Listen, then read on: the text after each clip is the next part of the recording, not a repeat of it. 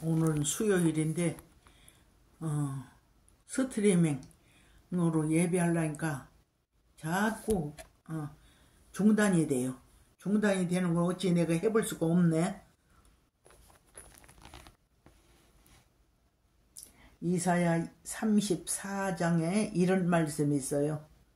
너희는 여호와의 책을 자세히 읽어보라. 이것들이 하나도 빠진 것이 없고 하나도 그 짝이 없는 것이 없으리니 이는 여호와의 입이 이를 명하셨고 그의 신이 이것들을 모으셨음이라 그랬어요. 여호와께서 그것들을 위하여 제비를 뽑으시며 친수로 줄을 띄어 그 땅을 그것들에게 나누어 주셨으니 그것들이 영영이 차지하며 대대에 거기에 거하리라.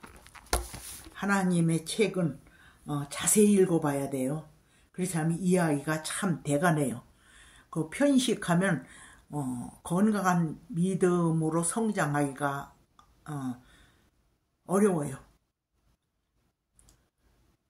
일단은 읽는 수고를 해야 돼요.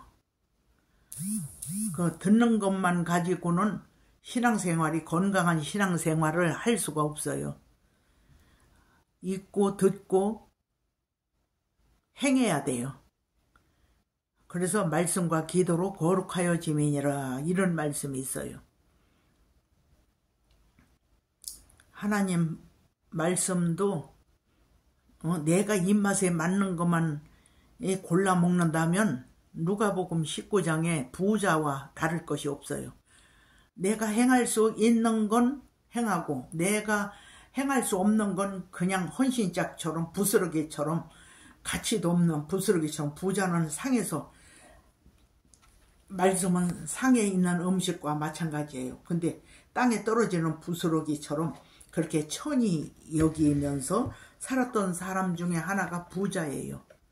그래서 부자는 무시했던 말씀, 그런 말씀을 나사로는 다 그걸 주워 먹었다 이거예요. 순종했다 이거죠. 부자는 무시하고 그냥 외면했던 말씀들을 나사로는 다 그것을 주워서 먹었다고 하는 소리가 뭐냐? 존중히 여기고 순종하려고 애를 쓰며 살아간 사람 중에 하나였어요. 그러니까 결국은 그는 아브라함 품에 안겼잖아요. 부자는 뭐예요? 하나님 말씀을 자세히 읽어보라고 했는데 뭐 내가 지킬 수 있는 것만 지키고 내가 좋아하는 말씀만 입맛에 맞는 대로 신앙생활하는 사람이 되어졌었어요. 근데 나사로는 자신이 원하는 말씀만 먹은 게 아니라 부담스러운 말씀도 다 하나님 말씀을 지키며 살아가는 나사로가 되었다는 거지요. 그럼 대접이 다르잖아요.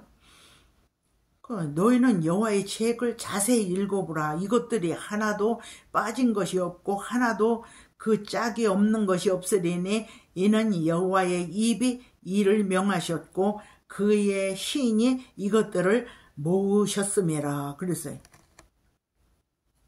참 기가 막히지요. 하나님 말씀 없는 것이 어디 있어요? 하나님 말씀은 빠진 것이 없어요. 우리가 세상적으로도 편식하는 사람은 건강하지 못하잖아요.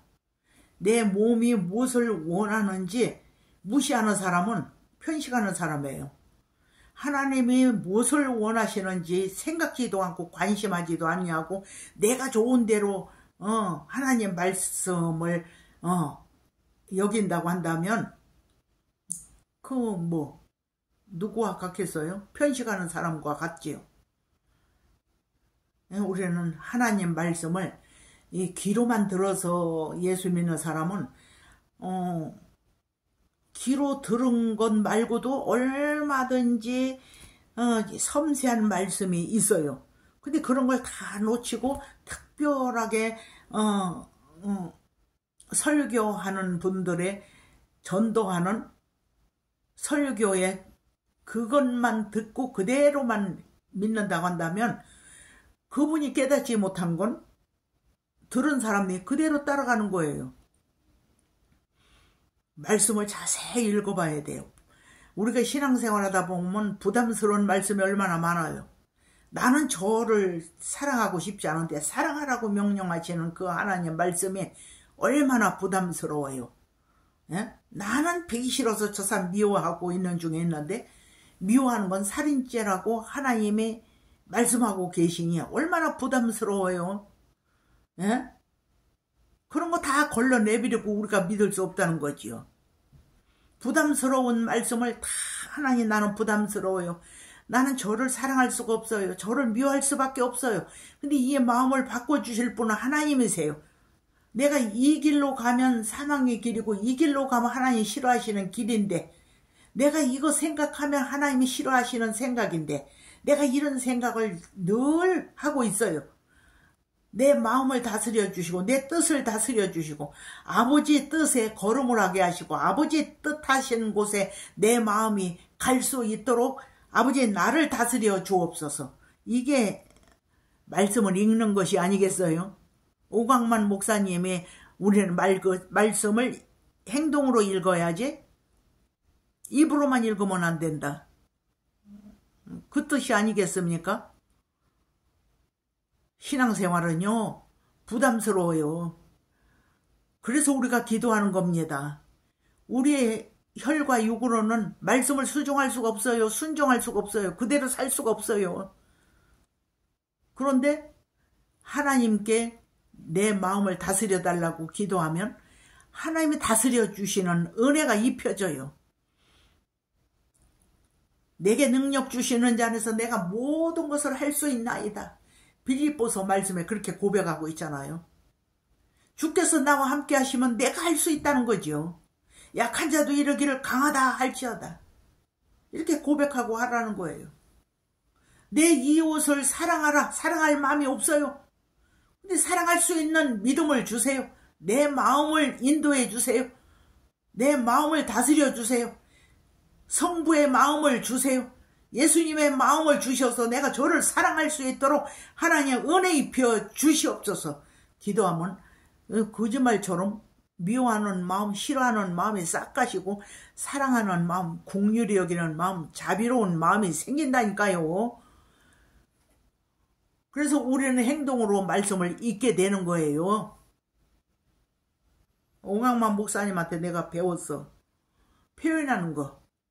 행동으로 말씀을 읽으려고 윤하필 목사가 노력 안 했습니까? 노력했지요. 근데 표현하는 건 입으로 말씀을 읽지 아니하고 우리가 행동으로 말씀을 읽어야 된다고 하는 거. 그 차원은 오 목사님한테 참 은혜스러운 소리다. 좋은 건 내가 배워야 되고 은혜스럽지 아니한 거 다 야멸차게 냉정하게 겨울보다도 더 차갑게 끊어낼 수 있는 차가운 것이 있어야 돼요. 우리에게. 예.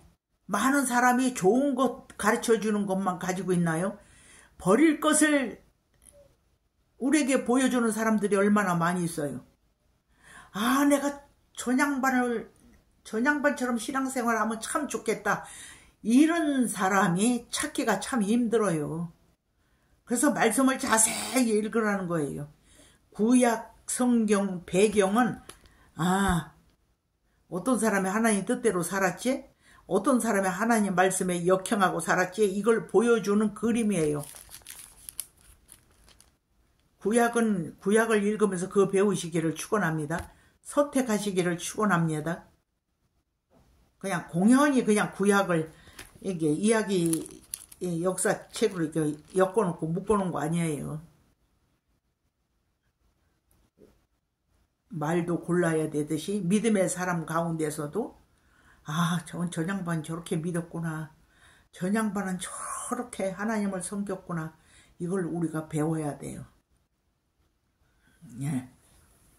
하나님의 말씀을 자세히 읽어보고 들어보고 행동으로 말씀을 읽으시는 말씀 찬양 교회가 되어지시기를 축원합니다. 축복합니다. 오늘은 여기까지입니다.